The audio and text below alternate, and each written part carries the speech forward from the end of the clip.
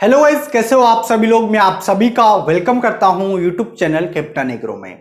आज का हमारा टॉपिक है काऊ, गाय के बारे में हम पढ़ेंगे। पहली नस्ल आपके पास आती है गिर, दूसरी आती है Tharparkar, Nagori, Rathi, Jersey, Holstein Friesian, Malvi, Haryanvi and Mewati.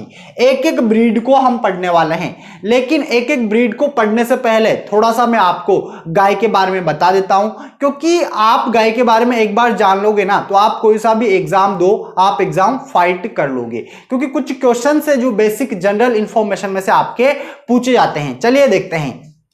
सबसे पहले हम देखेंगे गाय हमारी क्या है, माता है। गाय हमारी क्या है, इसको हिंदू धर्म में माता का दर्जा दिया गया है, ये आपको याद रखना है।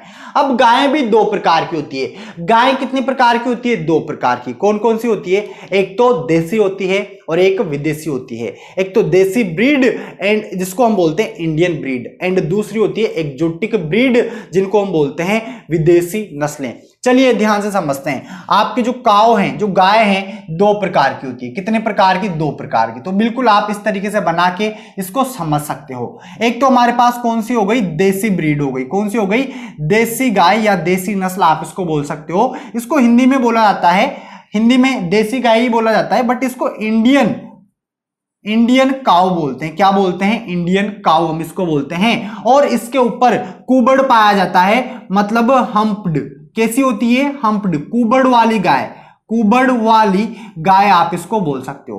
अब कुबड़ क्या होता है? आप लोगों ने देखा होगा कि जो गाय है इस तरीके से गाड़ी बैलगाड़ी चलाने के लिए यहां पर एक कुबड़ बना होता है ताकि वो हल को खींच सके। इसको बोलते हैं कुबड़। तो कुबड़ किसके अंदर पाया जाता है? देसी गाय के अंदर पाया जाता है। और देसी गाय का जो जूलॉजिकल नेम होता है, देसी गाय का जूलॉजिकल नेम वो क्या होता है? बोस इंडिकस होता है। क्या होता है? बोस इंडिकस। बोस इंडिकस। और यहां पर हम बात करें दूसरी गाय की, ये पहला प्रकार हमारा हो गया। एंड दूसरी गाय हमारे पास आती है विदेशी गाय। कौन सी आती है? विदेशी गाय, जिसको हम क्या बोलते हैं? इंग्लिश में बोलते हैं एक्जोटिक ब्रीड बोलते हैं। क्या बोलते हैं? Exotic breed. अब इसमें हम्प्ड नहीं होता, तो ये क्या हो जाएगी? विदाउट हम्प हो जाएगी। क्या हो जाएगी? विदाउट हम्प, बिना कुबड़ वाली गाय। आप क्या लिखोगे यहां पर?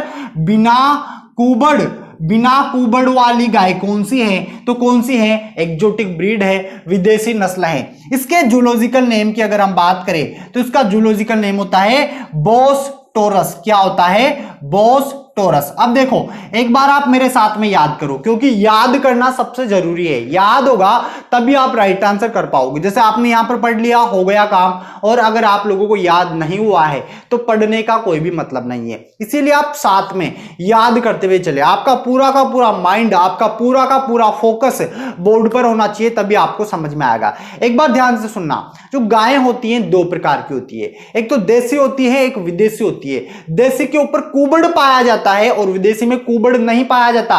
विदेशी में सपाट शरीर होता है, मतलब आप इस तरीके से हाथ घुमाओगे तो सीधा जाएगा विदेशी में, बट अगर आप देसी में हाथ घुमाओगे तो इस तरीके से जाएगा। जैसे देखो यहां पर जो बोतल है, ये जो बोतल है, अब सपोज करो इस तरीके से आप समझ सकते हो, इस पे हाथ घुमा रहे हो तो इस तरीके से, ठीक है, ये क्या है? कुबड़ है। तो इसी तरीके से देसी गायों के अंदर कुबड़ पाया जाता है और विदेशी गायों में आपका कुबड़ नहीं पाया जाता। अब यहां पर अब मेजर जो मेन इंपॉर्टेंट पॉइंट आता है वो कौन सा आता है कि इनका नाम क्या है? तो इसका नाम है बोस इंडिकस एंड इसका नाम है बोस टोरस। अब आगे बढ़ते हैं। बेसिक इंफॉर्मेशन, बेसिक क्लासिफिकेशन मैंने आपको बता दिया। अब हम जानते हैं कि गाय का परिवार कौन सा होता है। जिस तरीके से हमारे जो फसलें हैं उनका परिवार होता है, जैसे अनाज वाली फसलें कौन से परिवार से बिलोंग करती है? ग्रेमिनी फैमिली से बिलोंग करती है। जो दलहनी फसलें होती है, पल्स क्रॉप, वो लेग्यूम क्रॉप मतलब लेग्यूमिनेसी फैमिली से बिलोंग करती है। उसी प्रकार यहां पर जो गाय है, गाय इसके फैमिली की अगर हम बात करें, किसकी बात करें? फैमिली, परिवार की बात करें तो इसका परिवार है बोवेडी। कौन सा है? बोवेडी। ये क्या हो जाएगा? इसका परिवार हो जाएगा। तो आप लोगों को अच्छे तरीके से याद रखना है, इसका परिवार भी होता है। अब हम बात करें क्रोमोसोम नंबर की। किसकी बात करें? क्रोमोसोम नंबर की। गाय में गुणसूत्रों की संख्या कितनी होती है? तो गाय में गुणसूत्रों की संख्या होती है 2n बराबर 60। कितनी होती है? 2n बराबर 60 होती है। आगे बढ़ते हैं, अगर मैं बात करूं यहां पर कि जो गाय का जो मांस होता है, मांस गाय का जो मीट होता है इसको क्या बोला जाता है? तो गाय का जो मीट होता है इसको बोला जाता है बीफ। क्या बोला जाता है? बीफ इसको बोला जाता है, बीफ। और हम यहां पर बात करें, देखो गाय का जो बछड़ा होता है, बछड़ा बछड़ा बछड़ा, इस बछड़े का जो मांस होता है उसको बीफ नहीं बोलते, उसको बोलते हैं व्हील। क्या बोलते हैं? उसको व्हील बोलते हैं। तो याद रखना दोनों अलग अलग है। अगर गाय का मांस आपसे पूछा जाएगा तो आप बीफ बताओगे, और अगर आप लोगों से बछड़े का मांस पूछा जाता है तो आप व्हील बताओगे। आगे बढ़ते हैं, आगे हम बात करते हैं यहां पर इसमें जो श्वास दर होती है, जो नाड़ी की गति होती है, इसके अलावा इसका जेस्टेशन पीरियड होता है, इन सब से भी आपके क्वेश्चन पूछे जाते हैं, इन सब से आपके क्वेश्चन पूछे जाते हैं। तो चलिए बात करते हैं हम यहां पर नाड़ी गति की। नाड़ी गति, नाड़ी गति कितनी होती है? तो गाय में नाड़ी की गति होती है 40 से 50 बार प्रति मिनट, 40 से 50 बार प्रति मिनट ये नाड़ी की गति होती है। हम बात करें श्वास दर की, श्वास दर, रेस्पिरेशन रेट, ये पल्स रेट है, इसको PR बोलते हैं एंड इसको RR बोलते हैं, respiration rate and pulse rate. नाड़ी गति 40 से 50 बार। श्वास दर की अगर हम बात करें तो इसकी श्वास दर होती है 20 से 25 बार। कितनी बार?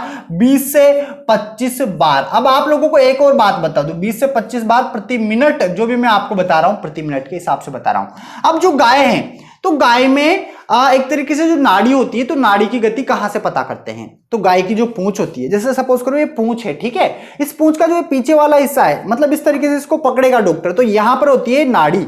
और कौन सी? इसको बोला जाता है कॉक्सिजियल धमनी। क्या बोला जाता है? कॉक्सिजियल धमनी। तो बिल्कुल लिख लीजिए, कॉक्सिजियल धमनी। क्या बोला जाता है? कॉक्सिजियल धमनी बोला जाता है। अब यहां पर हम बात करें, अब भारत में मान्यता प्राप्त गायों की नस्लें कितनी हैं? भारत में मान्यता प्राप्त गायों की नस्लें कितनी हैं? तो भारत में मान्यता प्राप्त गायों की नस्लें हैं कितनी? 28 है। याद रखना बिल्कुल अच्छे तरीके से। क्या याद रखोगे? 28 है। आगे बढ़ते हैं, यहां पर देखो एक और बात मैं आपको बता देता हूं, जो बच्चा देती है गाय, तो बच्चा देने की क्रिया को क्या बोलते हैं? बच्चा देने की क्रिया को क्या बोलते हैं? गाय में बच्चा देने की क्रिया को बोलते हैं काविंग। क्या बोलते हैं? काविंग। भाई देखो, काविंग, काव और काविंग, ING आपको लगाना है, तो ये हो जाएगा काविंग। अब गाय जो बच्चा देती है, तो मतलब देसी गाय किस उम्र में देती है और विदेशी गाय किस उम्र में देती है? ये दो क्वेश्चन यहां से बनते हैं। अगर मैं बात करूं देसी गाय की, किसकी बात करूं? देसी गाय की। तो देसी गाय जो बच्चा देती है वो देती है प्रथम उम्र, मतलब प्रथम उम्र आप इसको बोलोगे 3 वर्ष 6 माह। क्या होगा? 3 वर्ष 6 माह हो जाएगा। और अगर हम बात करें विदेशी की, किसकी बात करें? विदेशी की, तो विदेशी बच्चा देगी 2 वर्ष 6 माह की आयु में। किस आयु में? 2 वर्ष 6 माह की आयु में विदेशी गाय बच्चा देगी। अब यहां पर एक और क्रिया आती है जिससे स्टूडेंट कंफ्यूज होता है। ध्यान देना, यहां पर मैंने क्या पूछा आपसे? बच्चा देने की क्रिया मैंने आपको बताई काविंग। और प्रथम बार बच्चा देसी तो देगी 3 वर्ष 6 माह में, विदेशी देगी 2 वर्ष 6 माह में। यहां पर एक और क्रिया होती है, उस क्रिया को बोला जाता है मैथुन क्रिया या प्रजनन क्रिया। अब उसको क्या बोलते हैं? बालक क्या होता है? इन दोनों में कंफ्यूज हो जाता है, क्योंकि ऑप्शन के अंदर काविंग भी होता है और सर्विंग भी होता है। मतलब गाय में जो मैथुन क्रिया होती है, कौन सी क्रिया होती है? मैथुन क्रिया या प्रजनन क्रिया। इसको क्या बोलते हैं? इसको बोलते हैं सर्विंग। क्या बोलते हैं? सर्विंग। देखो बिल्कुल आप इन जो भी ये छोटे छोटे शब्दावलीज आ रही है, इनकी आप टेंशन बिल्कुल भी मत लेना। एक अलग से आपके लिए टेबल बनवा दी जाएगी और उस टेबल से आपको सारा याद हो जाएगा कि गाय में बच्चा देने की क्रिया, गाय में मैथुन क्रिया, गाय में मास, अब बहुत सारी गायें एक जगह पर बैठी हुई है, उस ग्रुप को क्या बोलेंगे? झुंड। इस तरीके से सारा उस टेबल के माध्यम से आपको समझाया जाएगा। बस यहां पर एक छोटा सा विवरण मैं आपके लिए दे रहा हूं ताकि हम जो ये गायें पढ़ेंगे इनका बेसिक आपको याद हो सके। आगे बढ़ते हैं, आगे हम बात करते हैं यहां पर जो गाय है, गाय मतलब एक गाय के लिए कितने स्थान की आवश्यकता पड़ती है?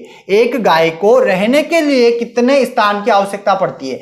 अभी जो एग्रीकल्चर का पेपर हुआ है, एग्रीकल्चर में जेट प्री पीजी की अगर मैं बात करूं तो उसके अंदर एक क्वेश्चन पूछा गया है। किसके अंदर? प्री पीजी वाला जो क्वेश्चन है, प्री पीजी वाला पेपर, उसमें यहां से क्वेश्चन आया था। क्वेश्चन क्या आया था कि गाय के लिए एक गाय के लिए स्थान, एक गाय के लिए स्थान मतलब आवास, कितनी आवश्यकता, जगह कितनी चाहिए, तो जगह चाहिए। यहां पर देखो दो जगह होती है, एक तो होती है खुली जगह में अगर मुझे गाय को बांधना है, कहां पर, खुली जगह की अगर मैं बात करूं तो खुली जगह में, और एक होती है बंद जगह। खुली जगह में तो 7 मीटर स्क्वायर इतना स्पेस होना चाहिए एक गाय के लिए। अब क्वेश्चन ये नहीं आया था, क्वेश्चन क्या आया था, बंद जगह का आया था। कौन सा आया था, बंद जगह का, बंद जगह है क्लोज प्लेस, और ये है ओपन प्लेस। इसमें गाय के लिए, एक गाय के रहने के लिए 3.5 मीटर स्क्वायर जगह होना चाहिए। कितना होना चाहिए, 3.5 मीटर स्क्वायर जगह होना चाहिए। ये मोस्ट इंपोर्टेंट है। ये आपके कब आया, ये आया है जेट प्री पीजी के अंदर, जेट प्री पीजी 2020 में आया है। इसके अलावा हम बात करें गाय में गर्भकाल अवधि, किसकी बात करें, गाय की गर्भकाल अवधि, इसको इंग्लिश में बोलते हैं जेस्टेशन पीरियड। क्या बोलते हैं, जेस्टेशन पीरियड। आप ब्रैकेट में लिख लेना इंग्लिश वर्ड भी, क्योंकि एग्जाम जो आपका होता है ना, उसमें अगर कोई भी त्रुटि होती है हिंदी वाले पेपर में, तो आपका इंग्लिश का ही सही माना जाएगा। आपको पेपर हिंदी और इंग्लिश दोनों भाषाओं में मिलेगा। एक पेपर मेरे पास है, मैं आपको दिखा देता हूं। कुछ इस प्रकार का पेपर आपको मिलेगा। इसमें एक तरफ एक क्वेश्चन इंग्लिश में लिखा हुआ है, जस्ट उसके नीचे उसी का हिंदी वर्जन लिखा हुआ है। लेकिन अगर हिंदी वर्जन में कोई भी त्रुटि है, कोई भी गलती है, तो आपका इंग्लिश का पेपर सही माना जाएगा। आगे बढ़ते हैं। यहां पर हम बात करें जेस्टेशन पीरियड, गर्भकाल अवधि, तो गर्भकाल अवधि होती है गाय की 280 दिन से लेकर 285 दिन। क्या, 280 से 285 दिन, या आप 281 दिन भी आप लिख सकते हो। देखो ये डिपेंड करता है आपके ऑप्शन के ऊपर कि एग्जाम में क्या दे रखा है। अगर एग्जाम में 280 दे रखा है और आप बोलोगे कि सर ने 281 लिखवाया है, तो हम क्या लगाएं, उस कंडीशन में आप क्या लगाओगे, 19-20 वाला देखोगे, जो पास में है उसी को आप लगाओगे। तो क्या हो जाएगा, 280 दिन हो जाएगा, और ये क्या हो जाएगा, 285 दिन हो जाएगा। इसके अलावा यहां पर हम बात करें, जो गाय होती है, गाय, यहां पर दो प्रकार की गायें आपके पास होती है, एक तो होती है देसी और एक होती है विदेशी। अब दोनों में फैट परसेंटेज ज्यादा किस में होता है, अगर मैं बात करूं किसकी, फैट परसेंट की, मतलब वसा की, फैट या वसा की बात करूं, तो देखो यहां पर जो देसी गाय होती है, देसी गाय, इसमें वसा की मात्रा होती है 4.5%। कितनी होती है, 4.5%। और मैं बात करूं विदेशी गाय की, तो विदेशी गाय का जो दूध होता है, इसमें वसा की मात्रा होती है 3.7%। कितनी होती है, 3.7%। एक और पॉइंट आपका जो 2018 में आया है कि गाय का जो दूध होता है पीले रंग का होता है। अब देखो इसमें भी थोड़ा अगर आप डीपली ध्यान दोगे तो थोड़ा आपको और जानने को मिलेगा। मतलब दो गायें आप पढ़ रहे हो, यहां पर दो गायें कौन कौन सी, एक तो देसी आप पढ़ रहे हो, एक विदेशी आप पढ़ रहे हो। जो देसी गाय होती है, देसी गाय, इसका दूध होता है पीले रंग का। इसका जो दूध होता है उसका रंग कैसा होता है, पीला होता है। तो ये जो पीला रंग होता है किसकी वजह से होता है, आपका आंसर क्या जाएगा, केरोटीन जाएगा, केरोटीन की वजह से होता है। बट यहां पर अगर हम बात करें विदेशी गाय की, किसकी बात करें, विदेशी गाय की, अब विदेशी गाय का दूध पीला नहीं होता, कम पीला आप बोल सकते हो, या सफेद आप बोल सकते हो। क्या बोल सकते हो, सफेद। तो इसमें जो केरोटीन की मात्रा होती है, इसमें जो केरोटीन की मात्रा होती है वो कम होती है। मतलब कहने का मतलब है देसी गायों में केरोटीन की मात्रा ज्यादा होगी, विदेशी में कम होगी। एक और क्वेश्चन, अगर सीधा सीधा क्वेश्चन आपसे पूछा जाए कि सफेद जो दूध होता है, दूध का सफेद रंग का कारण क्या है, तो आप बोलोगे केसीन है। क्या है, केसीन की वजह से होता है।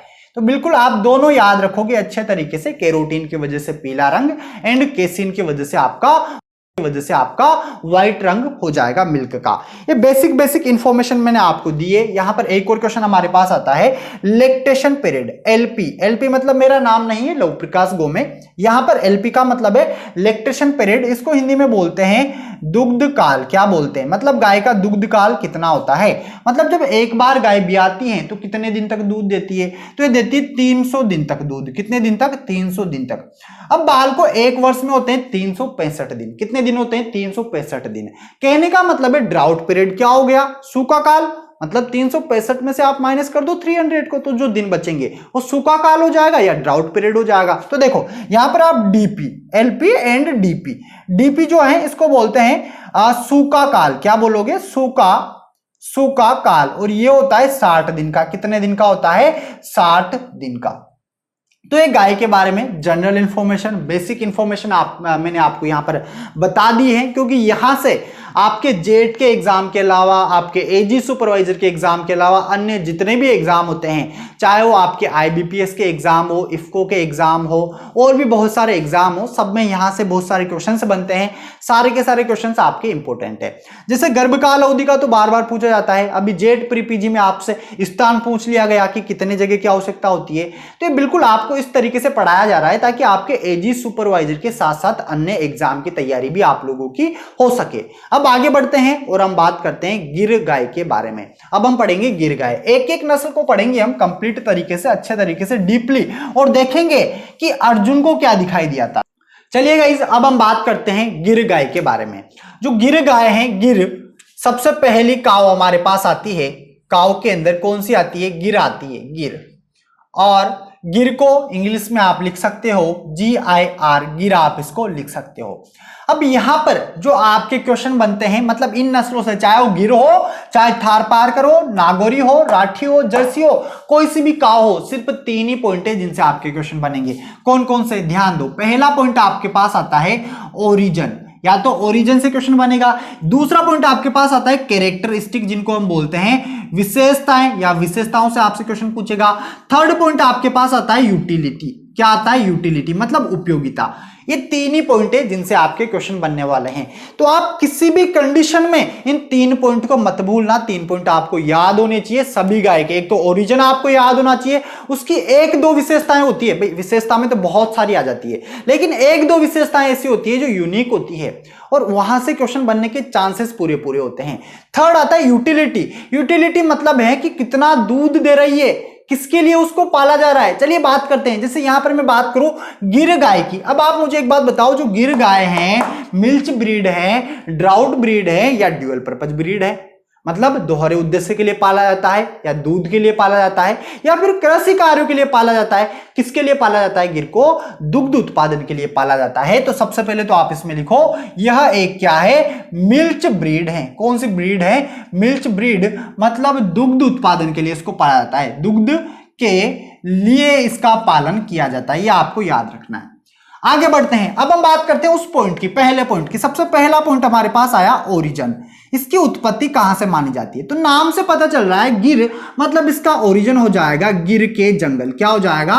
गिर के जंगल। अब गिर के जंगल कहां पर है? गिर के वन कहां पर है? गुजरात के अंदर है। तो गुजरात इसका क्या हो जाएगा? ओरिजिन हो जाएगा। अब यहां से इसके अन्य नाम भी बनते हैं। जैसे अदर नेम की मैं बात करूं, किसकी बात करूं? Other name. तो इसके अदर नेम बहुत सारे हैं। देखो, गुजरात के अंदर क्षेत्र है खटियावाड़ क्षेत्र, तो इसको खटियावाड़ी भी बोला जाता है। क्या बोला जाता है? खटियावाड़ी इसको बोला जाता है। डेकनी इसको बोला जाता है, डेकनी, डेकनी बोला जाता है। ठीक है। इसके अलावा इसको सूरती बोला जाता है, इसके अलावा इसको रेंडी बोला जाता है, इसके अलावा इसको अजमेरा बोला जाता है, एक्सेट्रा। बहुत सारे इसके नाम हैं। इसके अलावा हम बात करें ब्राजील की, तो ब्राजील के अंदर इसको बहामान नाम से जाना जाता है। किस नाम से? बहामान नाम से इसको जाना जाता है। ये आपको याद रखना है। ये पहला पॉइंट हमारा हो गया ओरिजिन का। अब हम बात करते हैं विशेषताओं की। तो विशेषताओं में ऐसा कुछ ज्यादा खास नहीं है। इसकी एक विशेषता है जो इंपॉर्टेंट है, इसके जो कान होते हैं, कान वो पत्ती के जैसे होते हैं। कैसे होते हैं? पत्ती नुमा कान होते हैं इसके। ध्यान दो यहां पर। सबसे पहले हम बात करते हैं, सेकंड पॉइंट हमारे पास आता है विशेषताएं। क्या आता है? विशेषताएं। और विशेषताओं में मैंने आपको सबसे पहला जो पॉइंट बताया है वो है इंपोर्टेंट, किसके जो कान होते हैं पत्तीनुमा होते हैं। उससे पहले आप लिखो यहां पर, इसका जो शरीर होता है ना वो चित्तकबरा होता है। कैसा होता है शरीर? चित्तकबरा होता है। मतलब चित्तकबरा मतलब समझ लो, लाल पर एक तरीके से काले धब्बे होते हैं, जो लाल और जो सफेद हैं उस पर काले कलर के धब्बे होंगे, उसको हम बोलते हैं चित्तकबरा। तो इसका शरीर कैसा हो गया? चित्तकबरा हो गया। इसके अलावा कान इंपॉर्टेंट है, इस पर आप स्टार लगा लेना कान के ऊपर। इसके कान कैसे होते हैं? पत्तीनुमा होते हैं। कैसे होते हैं? पत्तीनुमा। जिस प्रकार लटकते हुए पत्तीनुमा, इस तरीके से आप लिखोगे, लटकते हुए पत्तीनुमा कान होते हैं। जिस प्रकार एक पेड़ की जो पत्ती होती है, क्या होती है? एक पेड़ की जो पत्ती होती है इस तरीके से, उस तरीके से इसके कान आपको दिखाई देंगे इस तरीके से। जैसे सपोज करो यही कान है, ठीक है। तो कान कैसे हो गए, पत्तीनुमा हो गया, विशेषता में चितकबरा शरीर इसका हो गया। ये दोनों इंपॉर्टेंट विशेषता हैं। इनके अलावा और भी बहुत सारी विशेषताएं हैं, लेकिन वहां से आपका क्वेश्चन नहीं आने वाला, आपको बस यही याद रखना है। इसके अलावा हम यहां पर बात करें वजन की, किसकी बात करें, वजन की, तो नर और मादा का वजन अलग अलग होता है। अगर मैं बात करूं मादा वजन की, किसकी बात करूं, मादा वजन की, तो मादा में जो इसका वजन होता है वो होता है 380 से 450 किलोग्राम होता है। और हम यहां पर बात करें नर की, नर मतलब सांड की, तो सांड का वजन होता है 550 से 650 केजी। कितना होता है, 550 से 650 केजी होता है। ये यहां पर हमारे क्या हो गई, विशेषताएं हो गई। अब हम बात करेंगे, ये हमारा पहला पॉइंट हो गया। ओरिजिन हमने देखा, ओरिजिन क्या था, खटियावाड़ या गिर के जंगल, गिर के वन, गुजरात, आप याद रखोगे। दूसरा पॉइंट मैंने आपको बता दिया, विशेषताओं में आपको याद रखना है पत्तीनुमा, इस पर स्टार लगाना है, चितकबरा शरीर होता है। वजन यहां पर मादा का 380 से 450 एंड नर का 550 से 650 केजी होता है। अब हम बात करेंगे, थर्ड पॉइंट आता है यूटिलिटी। तो यूटिलिटी में सबसे पहला पॉइंट यही हो गया हमारे पास कि इसको किसके लिए पाला जाता है, दुग्ध के लिए पाला जाता है, मतलब मांस के लिए, एक तरीके से सॉरी, इसको एक तरीके से कृषि कार्य के लिए नहीं पाला जाता। किसके लिए नहीं पाला जाता, कृषि कार्य के लिए, इसको दूध के लिए पाला जाता है। यह एक क्या है, मिल्च ब्रीड है। कैसी ब्रीड है, मिल्च ब्रीड। और यूटिलिटी में अगर हम बात करें तो ये दुग्ध देती है 1500 से 1800 लीटर प्रति ब्यात दूध देती है। कितना, 1500 से 1800 लीटर प्रति ब्यात देती है दूध। ये इसका क्या हो गया, दुग्ध उत्पादन हो गया, यूटिलिटी हो गई। तो ये हमारी गिर काऊ जो है पूरी की पूरी कंप्लीट हो गई। हमारा लास्ट टॉपिक था गिर काऊ। गिर काऊ के बारे में हमने पढ़ा था। पहले नंबर की हमारे पास जो काऊ थी वो कौन सी थी, गिर काऊ। अब देखो जो गिर ब्रीड है, यहां से सबसे पहला जो क्वेश्चन बनता है वो क्वेश्चन क्या बना कि किस प्रकार की ब्रीड है, मतलब यह एक मिल्च ब्रीड है, मिल्च ब्रीड, या फिर यह एक ड्राउट ब्रीड है। ड्राउट ब्रीड मतलब होता है जो वाहक या भारवा नस्ल आप इसको बोलते हो, ठीक है, ड्राउट ब्रीड। या फिर ऑप्शन सी में आपके लिए दिया जाएगा, या फिर ये ड्यूअल पर्पज ब्रीड है। ऑप्शन डी में आपके लिए दिया जाएगा none of these. None of these में वैसे टी आता है, लेकिन जब भी मैं आपके सामने लिखूं NOD तब आप समझोगे इसका मतलब कुछ भी नहीं है, मतलब इनमें से कोई भी नहीं। तो यहां पर आपका राइट आंसर क्या हो जाएगा, मिल्च ब्रीड हो जाएगा। ऑप्शन नंबर ए आप लोगों का राइट आंसर हो जाएगा। अब यहां पर हम बात करें, आज हमारे पास जो ब्रीड है वो कौन सी है, थार पारकर की, थार पारकर। अब थार पारकर से सबसे मोस्ट इंपोर्टेंट क्वेश्चन क्या बनता है, दूसरे नंबर की ब्रीड आती है थार पारकर। थार पारकर में सबसे पहला क्वेश्चन बना कि ये किस प्रकार की नस्ल है, किस प्रकार की ब्रीड है, मतलब इसको दोहरे उद्देश्य के लिए पाला जाता है, या सिर्फ दुग्ध के लिए पाला जाता है, या सिर्फ कृषि कार्यों के लिए पाला जाता है, या फिर इनमें से कोई नहीं, या उपयुक्त सभी। इस तरीके से ऑप्शन आपको दिए जाएंगे। तो यहां पर हमारा राइट आंसर क्या हो जाएगा, यह एक ड्यूअल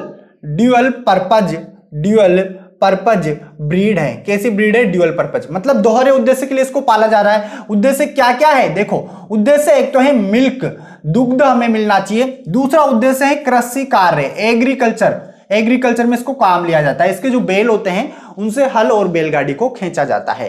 तो ये कौन सी ब्रीड हो गई, ड्यूअल पर्पज ब्रीड हो गई। अब आपके एग्जाम के अंदर कंफ्यूज मत होना, अगर आपको दिया जाए दोहरे उद्देश्य वाली नस्ल, या द्विकाजी नस्ल, या एक तरीके से द्विप्रयोजनीय नस्ल, ये तीनों शब्दों में से कोई सा भी शब्द आपके आ सकता है। तो तीनों का मतलब एक ही होता है कि दो उद्देश्य के लिए हम एक गाय को पालते हैं, उसको बोला जाता है ड्यूअल पर्पज ब्रीड।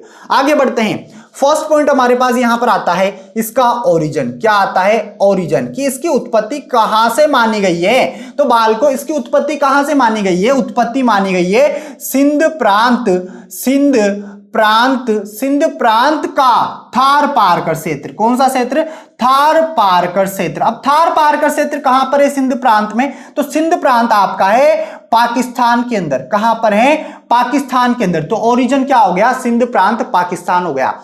आप इसको भी याद रखें, थार पारकर क्षेत्र, इसीलिए इसका नाम क्या, इसीलिए इसका नाम है थार पारकर गाय। क्या नाम है, थार पारकर गाय इसको बोला गया है। आगे बात करते हैं, हम बात करें यहां पर राजस्थान में कहां पर पाई जाती है। राजस्थान के अंदर ये ब्रीड कहां पर पाई जाती है, तो राजस्थान में पाई जाती है जैसलमेर, बाड़मेर एंड जोधपुर।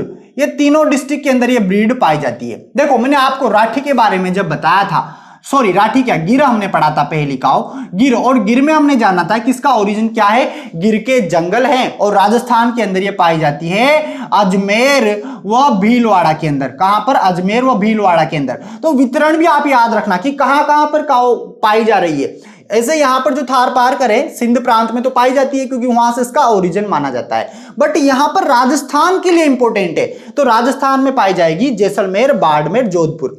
अब यहां से आप लोगों को पता होगा कि जैसलमेर हो, बाड़मेर हो, जोधपुर हो, ये कैसे स्थान है, रेगिस्तानी एरिया है। कैसे, रेगिस्तान है, इनमें बालू रेत है।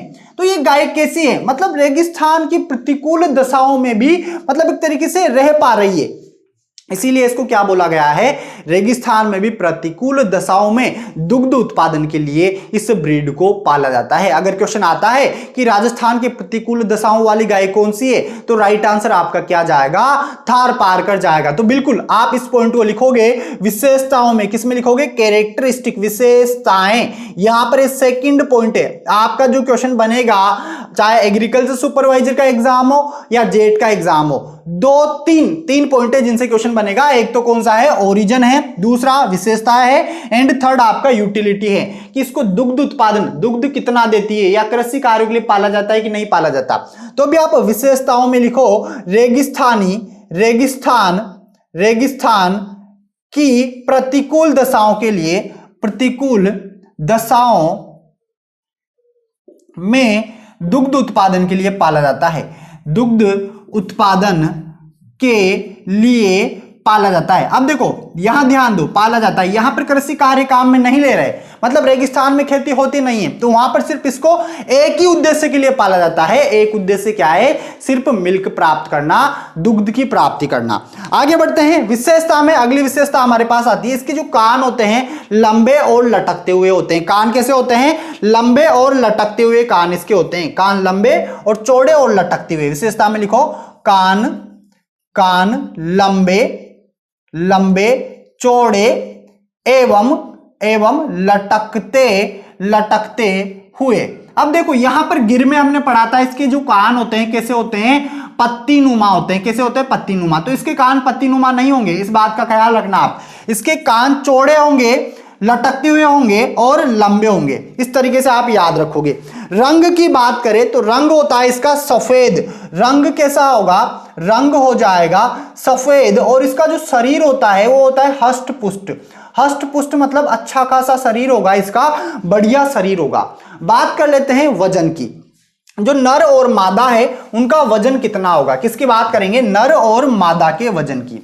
जो मादा होती है, मादा, इसका वजन आपके पास होगा 380 से 400 केजी। क्या होगा, मादा की बात कर रहे हैं, फीमेल काऊ की बात कर रहे हैं, इसको इंग्लिश में बोलते हैं फीमेल की हम बात कर रहे हैं। और फीमेल में इसका जो वजन होगा 380 से लेकर 400 केजी होगा। और हम यहां पर बात करें नर की, और नर को बोला जाता है मेल। क्या बोला जाता है, मेल बोला जाता है। और नर का वजन यहां पर होगा 450 से 500 केजी वजन इसका हो जाएगा। अब हम बात करते हैं अगले पॉइंट की, और अगला पॉइंट हमारे पास थर्ड नंबर पे आता है, मोस्ट इंपॉर्टेंट है यूटिलिटी। यूटिलिटी को हिंदी में बोलते हैं उपयोगिता। तो उपयोगिता आप लोगों को पता है कि इसको दुग्ध के लिए पाल रहे हैं और कृषि कार्यों के लिए पाल रहे हैं, तो सबसे पहला पॉइंट आप लिखोगे। अब हम बात करते हैं दुग्ध उत्पादन कितना है इसका, मिल्क प्रोडक्शन कितना है, मिल्क प्रोडक्शन। तो मिल्क प्रोडक्शन है इसका 1600 से लेकर 2000 लीटर प्रति ब्यात इसका क्या हो जाएगा, दुग्ध उत्पादन हो जाएगा। और गिर का कितना है, 1500 से 1800 है। याद रखना बिल्कुल अच्छे तरीके से, यहां पर दोहरे उद्देश्य के लिए इसको पाल रहे हैं, मिल्क भी अच्छा खासा मिल रहा है और कृषि कार्य में भी इसको काम में लिया जा रहा है। तो आप लिख सकते हो एग्रीकल्चर में भी काम लिया जाता है, एग्रीकल्चर में भी काम लिया जाता है या कृषि कार्य में भी काम लिया जाता है। ये हमारे पास हो गई, 2 ब्रीड हमारी कंप्लीट हो गई। आगे बढ़ते हैं एंड अगली ब्रीड की हम बात करते हैं। अगली जो नस्ल हमारे पास आती है वो आती है नागौरी। अब देखो आपने अर्जुन का नाम सुना होगा और अर्जुन के गुरु थे कौन, द्रोण। ठीक है, अब उन्होंने एक परीक्षा ली थी, सभी शिष्यों को बुलाया था, कौरवों को भी बुलाया और पांडवों को भी बुलाया, और उनसे पूछा गया कि बताइए उस पेड़ पर आपको क्या दिखाई दे रहा है। तो सभी बालकों ने अलग अलग जवाब दिए। किसी ने कहा कि तोता दिख रहा है, किसी ने कहा नीला आसमान दिखाई दे रहा है, किसी ने कहा पूरा का पूरा पेड़ दिखाई दे रहा है, किसी ने कहा कि मुझे जो पूरा का पूरा पक्षी है पूरा का पूरा पक्षी दिखाई दे रहा है, किसी ने कहा मुझे तो कुछ भी नहीं दिखाई दे रहा। इस तरीके से अलग अलग जवाब दिए। और अर्जुन एक ऐसा शिष्य था जिसने डायरेक्ट किसको देखा था? लक्ष्य को देखा था। लक्ष्य को किस प्रकार देखा? जब अर्जुन को बुलाया गया और बोला कि निशाना साधो और आपको क्या दिखाई दे रहा है, तो अर्जुन ने बोला था कि सर मुझे तो, सर नहीं बोलते थे उस जमाने में, बोला करते थे कि गुरुजी मुझे तो सिर्फ उस पक्षी की आंख दिखाई दे रही है, वही मेरा लक्ष्य है। तो आप लोगों का भी एक लक्ष्य होना चाहिए, आपको अपना लक्ष्य दिखाई देना चाहिए। यहां पर जब भी मैं कोई भी ब्रीड लिखूंगा तो आप देखें कि मेन इंपॉर्टेंट पॉइंट कौन सा है उसका। जैसे मैंने आपको बताया यहां पर थार पार्कर, तो थार पार्कर का सबसे मेन इंपॉर्टेंट पॉइंट है ड्यूअल पर्पज ब्रीड है, क्योंकि ये जेट के एग्जाम में कई बार ये क्वेश्चन आपसे पूछा गया।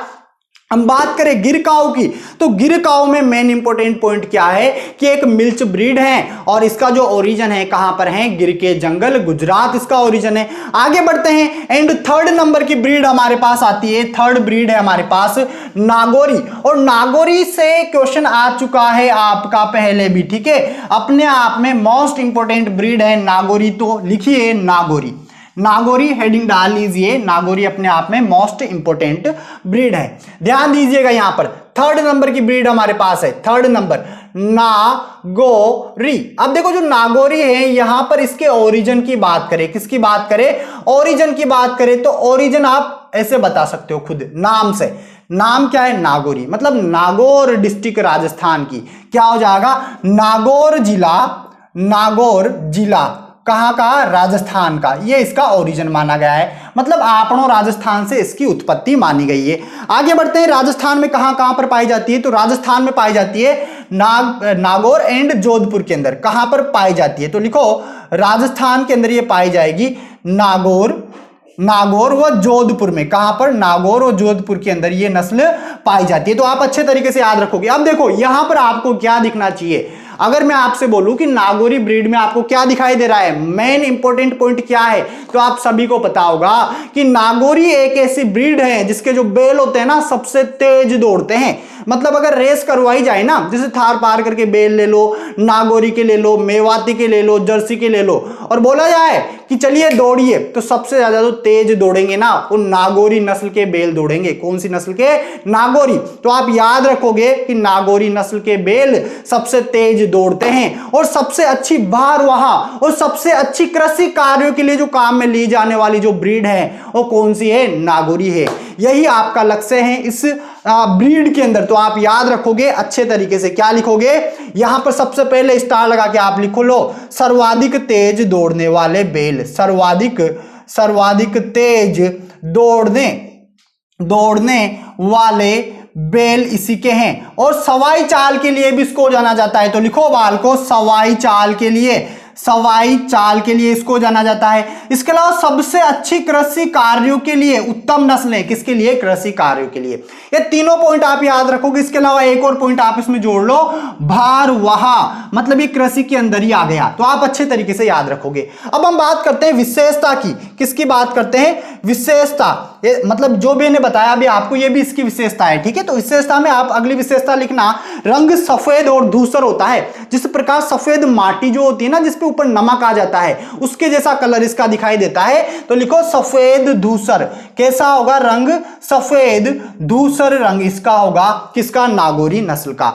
और सीधी वो मजबूत पीठ होगी और चौड़ी छाती होगी। सीधी मजबूत पीठ, सीधी मजबूत पीठ एंड छाती कैसी होगी? चौड़ी होगी। छाती कैसी होगी? बाल को चौड़ी होगी, क्योंकि जो लोग दौड़ते हैं ना उनकी छाती चौड़ी होती है, और ये बैल भी दौड़ते हैं इसीलिए इनकी छाती भी कैसी होती है? चौड़ी होती है। तो बिल्कुल लिखो आप यहां पर छाती चौड़ी हो जाएगी। क्या हो जाएगी? छाती चौड़ी हो जाएगी। आगे बढ़ते हैं और यहां पर हम बात करते हैं वजन की, कि वजन कितना होता है। तो मादा और नर का वजन अलग अलग होगा। चलिए लिखते हैं, हम बात करते हैं मादा वजन की। किसकी बात करते हैं? मादा वजन की। तो मादा का जो वजन होता है, सॉरी माजा नहीं, माजा तो आम का आता है, ठीक है, मैं बात कर रहा हूं मादा की।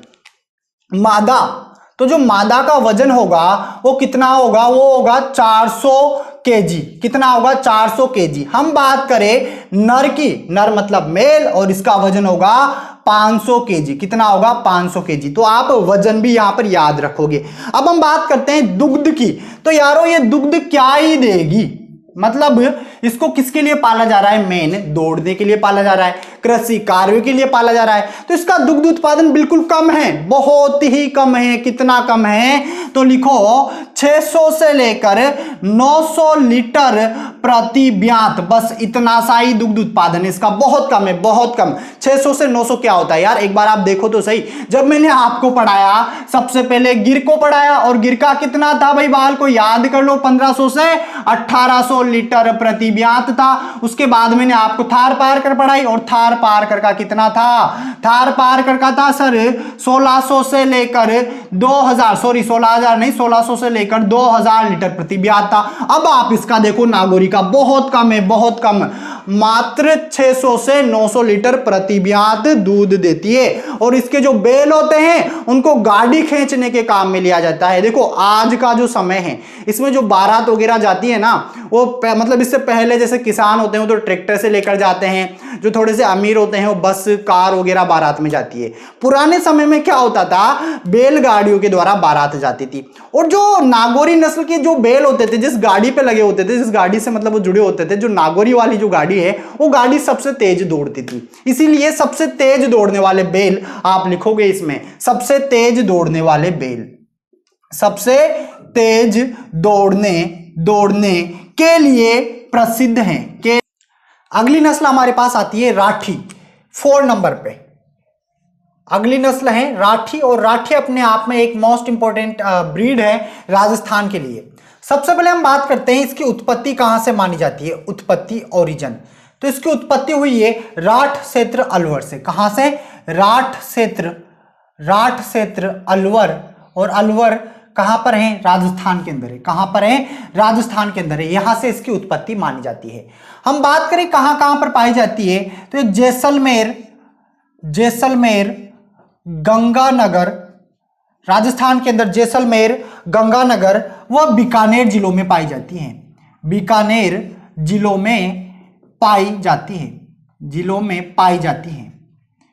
और यह एक संकर नस्ल है। कैसी नस्ल है, संकर नस्ल है। देखिए 2 नस्लों की संकर से इसका निर्माण हुआ है। एक नस्ल आपके पास आती है यहां पर लाल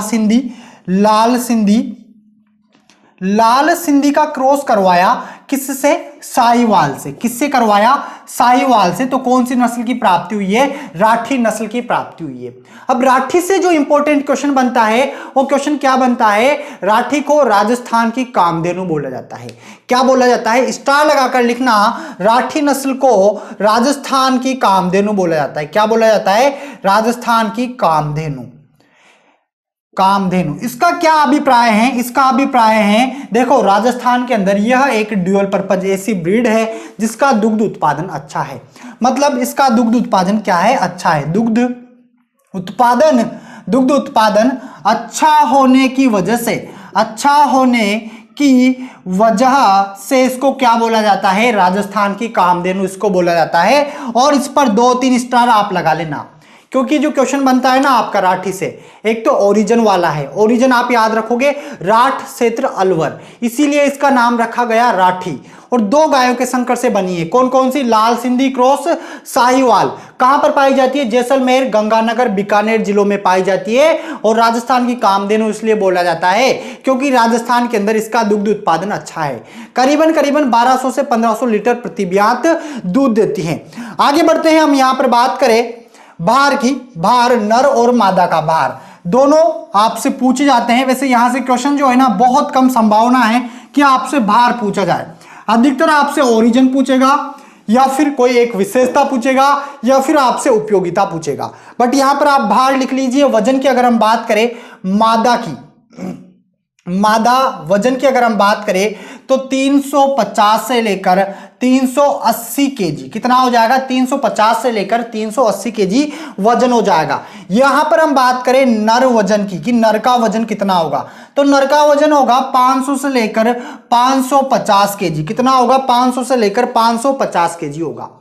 अब हम बात कर लेते हैं, अगला पॉइंट आपके पास आता है यूटिलिटी। क्या आता है यूटिलिटी? मतलब उपयोगिता, कि इसको किस लिए पाला जाता है, तो इसको दूध के लिए पाला जाता है। अगर हम बात करें मिल्क की, तो मिल्क प्रोडक्शन है इसका 1200 से 1500 लीटर प्रति ब्यात। कितना है? 1200 से 1500 लीटर प्रति ब्यात इसका दुग्ध उत्पादन है।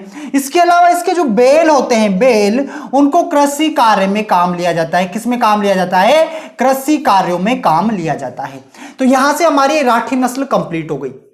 राठी से आपके जो क्वेश्चन बनता है सबसे इंपॉर्टेंट वो क्या है कि राजस्थान की कामधेनु किस गाय को बोला जाता है, तो आपका राइट आंसर होगा राठी को बोला जाता है। इसका ओरिजिन है राठ क्षेत्र, अलवर, जैसलमेर, इसके अलावा आपके बीकानेर एंड जोधपुर जिलों में नस्ल पाई जाती है। और यहां पर वजन की बात करें तो 350 से 380 केजी तो मादा का वजन होता है, नर का 500 से 550 केजी होता है। और यह एक संकर नस्ल है, इसको याद रखना। देखो लाल सिंधी आप याद रखोगे, कौन सी नस्ल याद रखोगे? लाल सिंधी। और इसका क्रॉस किससे करवाया? साहीवाल से करवाया, तब जाके इस नस्ल की उत्पत्ति हुई है, इस नस्ल की प्राप्ति हुई है। तो इस पर भी आप लोग स्टार लगाकर याद रखोगे।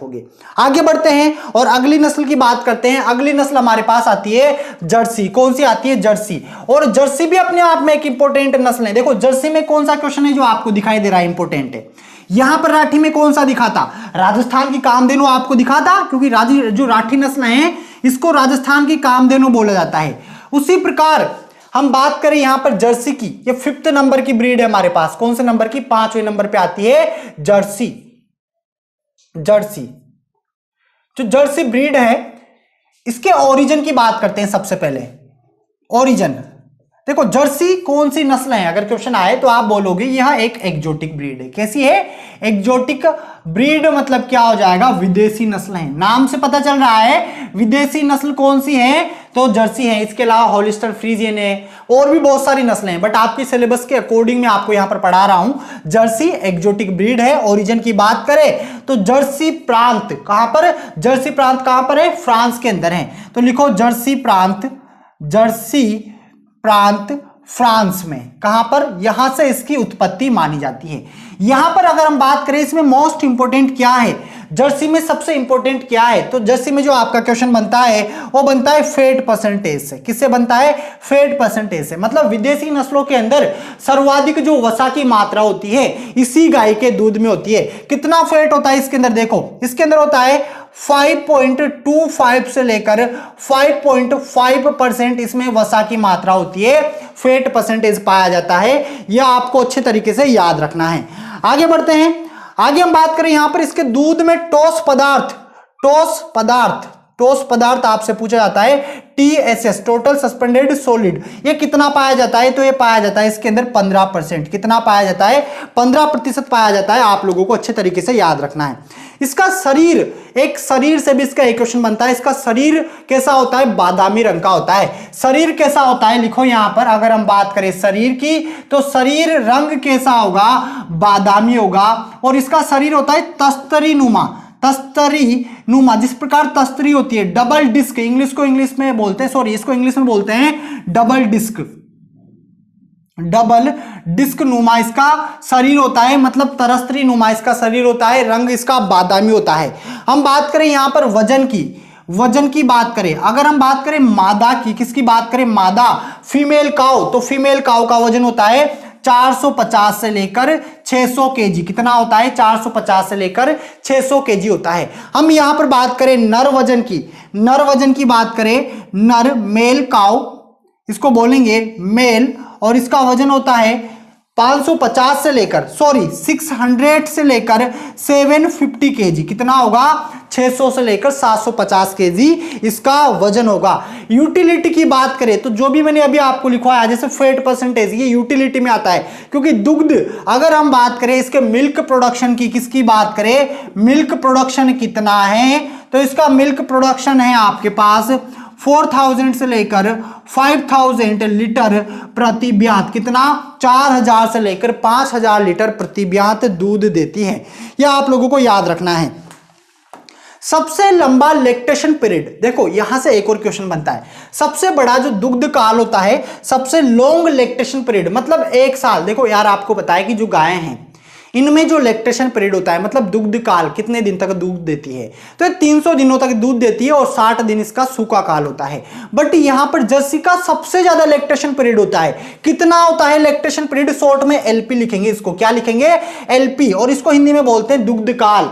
तो ये होता है इसका 305 दिन का। कितने दिन का होता है, 305 दिन का। अगर क्वेश्चन आता है कि सबसे ज्यादा दुग्ध काल जो होता है किस गाय का होता है, तो आपका आंसर क्या होगा, जर्सी का होता है। 305 दिन इसका लैक्टेशन पीरियड होता है। तो गाइस यहां पर हमने अभी 5 काऊ को कंप्लीट कर लिया। आपके टोटल 9 ब्रीड सिलेबस में है। अगली नस्ल हमारे पास आती है होलिस्टन फ्रीजियन, इसको शॉर्ट में बोलते हैं HF।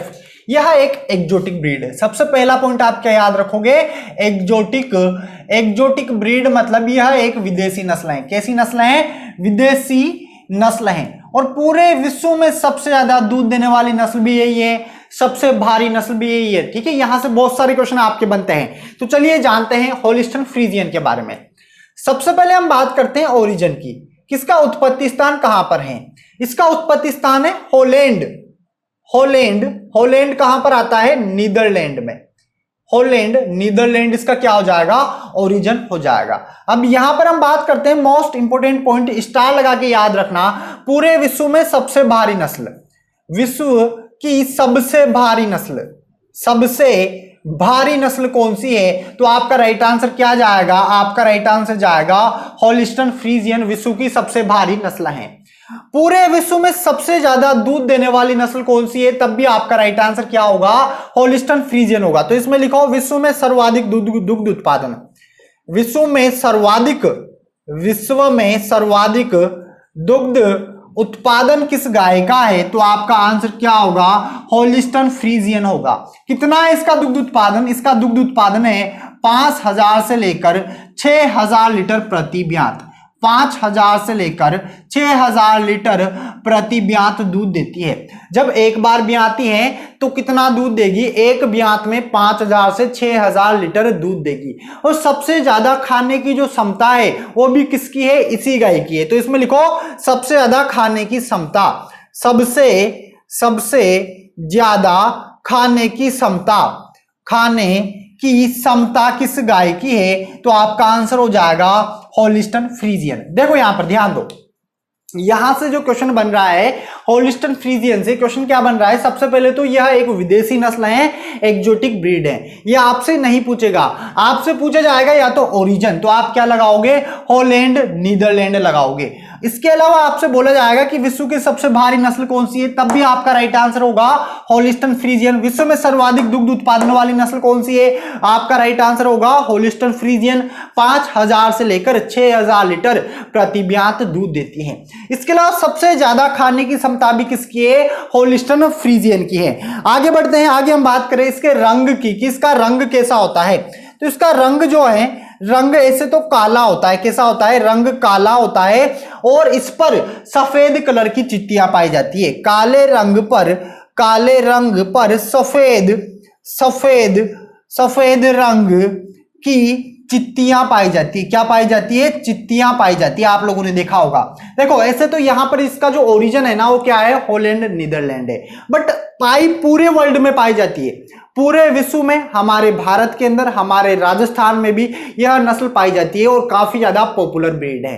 पॉपुलर किस लिए है, क्योंकि सबसे ज्यादा दुग्ध उत्पादन किस ब्रीड का है, होलिस्टन फ्रीजियन का है। यहां पर हम बात करें इसका जो अयन होता है, अयन आप सभी जानते हो, अयन जो गादी होती है पशु की, तो इसका अयन कैसा होता है, थैलेनुमा होता है, बड़ा और थैलेनुमा। कैसा होगा, बड़ा और थैलेनुमा होगा। और दुग्ध कितना देती है, तो 5000 से 6000 लीटर दुग्ध देती है।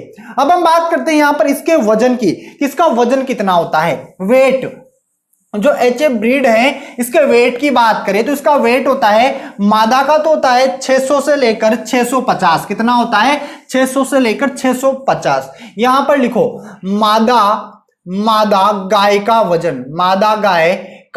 वजन, फीमेल काउ वेट कितना हो जाएगा, 600 से लेकर 650 केजी इसका वजन होता है। और हम बात करें नर की, किसकी बात करें, नर, मेल की बात करें, मेल काउ की अगर हम बात करें, बुल की बात करें, सांड की बात करें, तो इसका जो वजन होता है वो काफी ज्यादा होता है, 900 से लेकर 1000 केजी। आप खुद देख लो, इतना सारा वजन होता है, मतलब 10 क्विंटल का हो गया बुल। कितने क्विंटल का हो गया? 10 क्विंटल का बुल हो गया। तो इसीलिए सबसे ज्यादा बड़ी नस्ल है, सबसे भारी नस्ल है, सबसे ज्यादा दूध देने वाली नस्ल है, सबसे ज्यादा खाने की क्षमता भी इसी नस्ल की पाई जाती है। यहां पर और क्या याद रखोगे आप? यहां पर यूटिलिटी में आप मिल्क याद रखोगे। क्या याद रखोगे? मिल्क। मिल्क का प्रोडक्शन कितना है इसका? मिल्क का प्रोडक्शन है 5000 से लेकर 6000 लीटर प्रति ब्यात।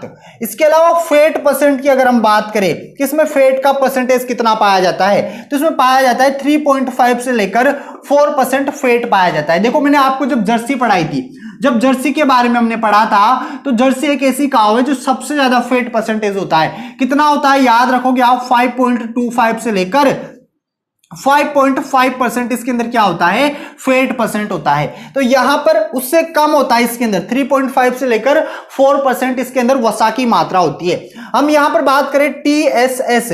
TSS क्या होता है? टोटल सस्पेंडेड सोलिड, मतलब कुल घुलनशील ठोस पदार्थ। इसको हिंदी में बोलते हैं कुल घुलनशील ठोस पदार्थ। ठोस पदार्थ कितना होता है इसके दूध में? तो होता है 12.5%। सबसे कम कितना होता है? 12.5% होता है। ये आपको याद रखना है, ये मोस्ट इंपोर्टेंट है। तो यहां पर अभी हमने होलिस्टन फ्रीजियन को कंप्लीट कर लिया। अगली नस्ल हमारे पास आती है मालवी। कौन सी नस्ल आती है? मालवी। आपके सिलेबस में टोटल 9 ब्रीड दे रखी है एग्रीकल्चर सुपरवाइजर में, जिसमें हमने ये जो पढ़ी है ये 6 नंबर की है। आगे बढ़ते हैं, आगे हम बात करते हैं मालवी की। मालवी जो है एक तरीके से नॉर्मल आपके ड्राउट ब्रीड है, मतलब बोझा ढोने के लिए काम में लिया जाता है। इसके जो बैल हैं उनको कृषि कार्य में बोझा ढोने के लिए काम में लिया जाता है, जो मालवी नस्ल हैं। तो हेडिंग डालिए सभी मालवी 7 नंबर पे आएगा मालवी। जो मालवी है, सबसे पहला पॉइंट आप याद रखोगे कि ये भारवाह नस्ल है, मतलब ड्राउट ब्रीड है। डीबी लिखेंगे इसको शॉर्ट में। क्या लिखेंगे? डीबी। और इसको आप हिंदी में लिख सकते हो भारवाहक नस्ल, मतलब बोझा ढोने के लिए इसको काम में लिया जाता है। हम बात करें इसके ओरिजिन की कि इसकी उत्पत्ति कहां से मानी गई है, तो ओरिजिन है इसका, देखो मालवी से पता चल रहा है, मालवा क्षेत्र। कौन सा क्षेत्र? मालवा क्षेत्र। और मालवा क्षेत्र कहां पर है बालको? तो मालवा क्षेत्र आता है आपका मध्य प्रदेश के अंदर। कहां पर आता है? मध्य प्रदेश। आप एमपी याद रखोगे, और मालवा क्षेत्र आपको याद होना चाहिए मालवी नस्ल के लिए। आगे हम बात करें यहां पर राजस्थान में कहां पर पाई जाती है।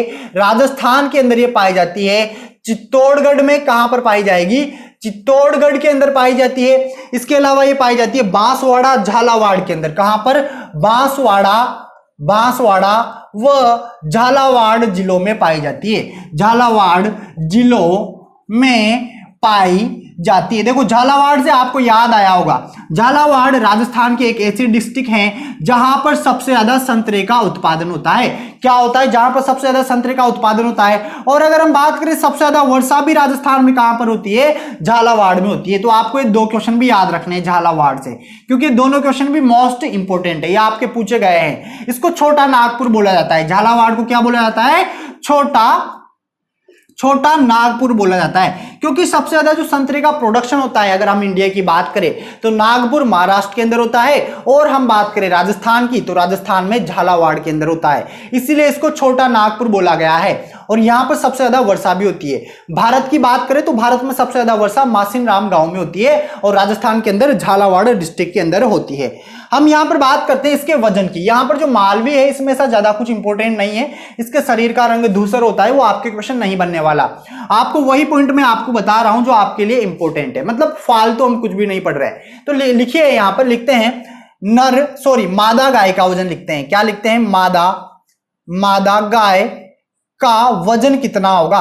तो मादा गाय का जो वजन होता है मालवी का, वो होता है 300 से 450 केजी। कितना होता है? 300 से 450 केजी। और हम बात करें नर की, नर का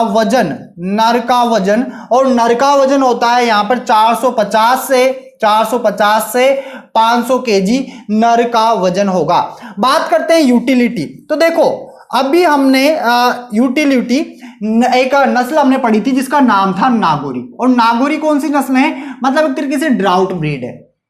इसको कृषि कार्यों में काम लिया जाता है। सबसे तेज दौड़ने वाले जो बैल हैं वो भी इसी के हैं। तो मतलब इस नस्ल की जो गाय है दुग्ध उत्पादन इसका कम है। अब यहां पर ये भी ड्राउट ब्रीड है तो इसका भी दुग्ध उत्पादन कम है। इसका दुग्ध उत्पादन कितना होगा, इसका दुग्ध उत्पादन है बहुत ही कम है, 700 से 900 लीटर प्रति ब्यात है। कितना है, 700 से 900 लीटर, 700 से 900 लीटर प्रति ब्यात दूध देगी। इसके अलावा इसके जो बैल हैं, बैल इंपॉर्टेंट है, बैलों को कृषि कार्य में काम लिया जाता है। किसमें, कृषि कार्यों में काम लिया जाता है। मेन इसको इसीलिए पाला जाता है कृषि कार्यों के लिए। तो यहां पर हमारी मालवी ब्रीड भी कंप्लीट हो गई।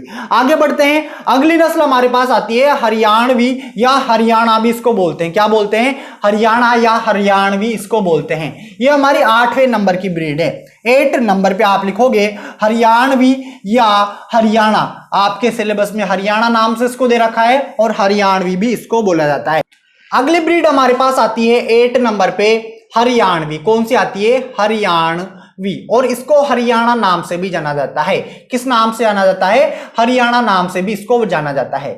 सबसे पहले हम बात करते हैं ओरिजिन, इसका उत्पत्ति स्थान कहां से माना गया है। तो इसका उत्पत्ति स्थान माना गया है रोहतक से। और रोहतक कहां पे आता है, हरियाणा के अंदर आता है। रोहतक ब्रैकेट में लिखोगे आप हरियाणा, इसीलिए इसका नाम क्या रखा गया है, हरियाणा या हरियाणवी रखा गया है। हम बात करें राजस्थान में नस्ल कहां पर पाई जाती है, तो राजस्थान में नस्ल पाई जाती है अलवर भरतपुर। कहां पर, अलवर व भरतपुर जिलों में नस्ल पाई जाती है। इसके अलावा हरियाणा से लगे हुए जितने भी डिस्ट्रिक्ट हैं उनमें भी ये ब्रीड पाई जाती है। हम यहां पर इसकी एक विशेषता है, इसकी जो पूंछ होती है, स्टार लगा लेना, इसकी जो पूंछ होती है वो घुटनों तक लंबी होती है। पूंछ घुटनों तक लंबी होती है। इसकी जो पूंछ होती है कहां तक होती है, इसके जो घुटने होते हैं वहां तक लंबी होती है। तो आपको ये विशेषता इसकी याद रखनी है। हम बात करें यहां पर भार की, किसकी बात करें, भार की। सबसे पहले हम बात करते हैं मादा वजन की। तो मादा का इसका वजन होता है 300 से 350 केजी। कितना होता है, 300 से 350 केजी होता है। हम बात करें नर की, तो नर का वजन होता है 400 से 500 केजी। कितना होता है, 400 से 500 केजी होता है। और देखो यहां पर एक और बात मैं आपको बता दूं, इससे पहले जैसे हमने नागौरी पढ़ी और मालवी पढ़ी, वो कौन सी थी, आपके ड्राउट ब्रीड थी। यहां पर जो हरियाणवी है या हरियाणा है, ये कौन सी ब्रीड है, तो ये आपके ड्यूअल पर्पज ब्रीड है। मतलब दोहरे उद्देश्य के लिए इसको पाला जाता है। किसके लिए, दोहरे उद्देश्य के लिए, दो कामों के लिए पाला जाता है। एक तो इसको मिल्क के लिए पाला जाता है, दूसरा इसको एग्रीकल्चर के लिए पाला जाता है। जिनमें भी मैंने आपको डीपी बताया है, डीपी मतलब डेस्कटॉप पिक्चर आप याद नहीं रखोगे, डीपी मतलब आप याद रखोगे ड्यूअल पर्पज ब्रीड, जिनको दोहरे उद्देश्य के लिए पाला जाता है उनको ड्यूअल पर्पज या द्विकाजी या द्विप्रयोजनीय नस्लें उनको बोला जाता है। आगे बढ़ते हैं, ये याद रखना मोस्ट इंपोर्टेंट है। यहां पर हम बात करें यूटिलिटी मतलब इसका दुग्ध उत्पादन भी अच्छा है, इसीलिए इसको दोहरे उद्देश्य के लिए पाल रहे हैं। कितना दुग्ध उत्पादन है, इसका दुग्ध उत्पादन है 1000 लीटर से लेकर 1500 लीटर, 1000 लीटर से लेकर 1500 लीटर प्रति ब्यात दूध देती है। यह आपको याद रखना है। ये हमारी हरियाणवी ब्रीड कंप्लीट हो गई। आगे बढ़ते हैं, अगली ब्रीड हमारे पास आती है मेवाती। कौन सी ब्रीड आती है, मेवाती ब्रीड। और मेवाती जो ब्रीड है वो भी मोस्ट इंपोर्टेंट है। अभी लास्ट में आपको बता दिया जाएगा कि कौन कौन सी ब्रीड से आपको कौन कौन से क्वेश्चन है जो याद रखने हैं, जिन पे आपको ज्यादा फोकस करना है अच्छे तरीके से।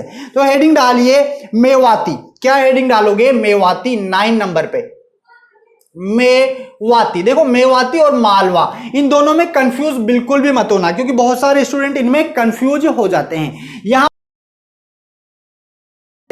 यहां पर हम बात करें मेवाती की, तो मेवाती भी एक ड्यूअल पर्पज ब्रीड है। कैसी ब्रीड है, ड्यूअल पर्पज।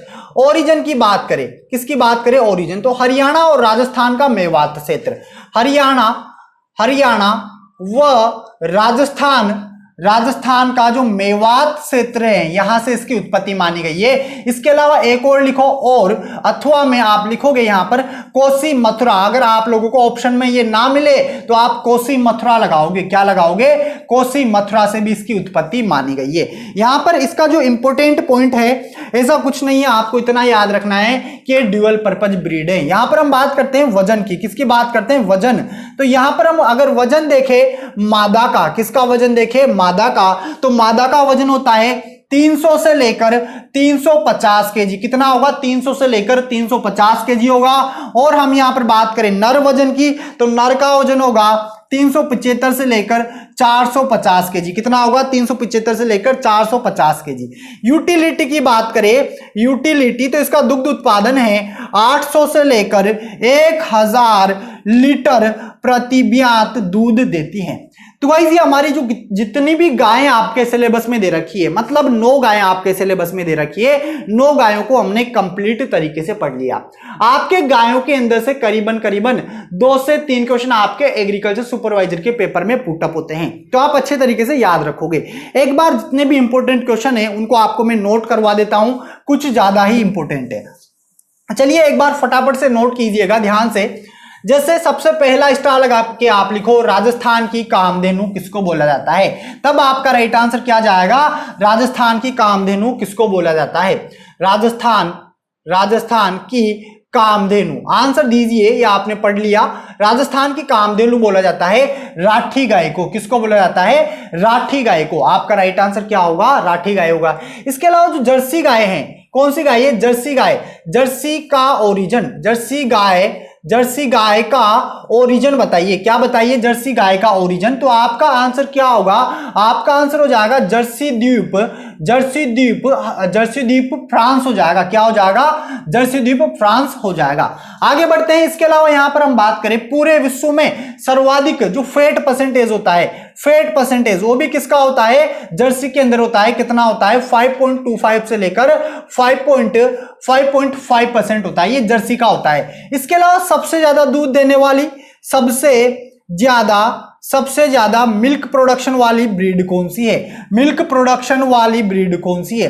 तो आपका आंसर क्या हो जाएगा, होलिस्टन फ्रीजियन हो जाएगा। क्या हो जाएगा, होलिस्टन फ्रीजियन। और विश्व की सबसे भारी नस्ल भी कौन सी है, होलिस्टन फ्रीजियन है। इसके अलावा अगला क्वेश्चन यहां पर आपके पास आता है थार पारकर से।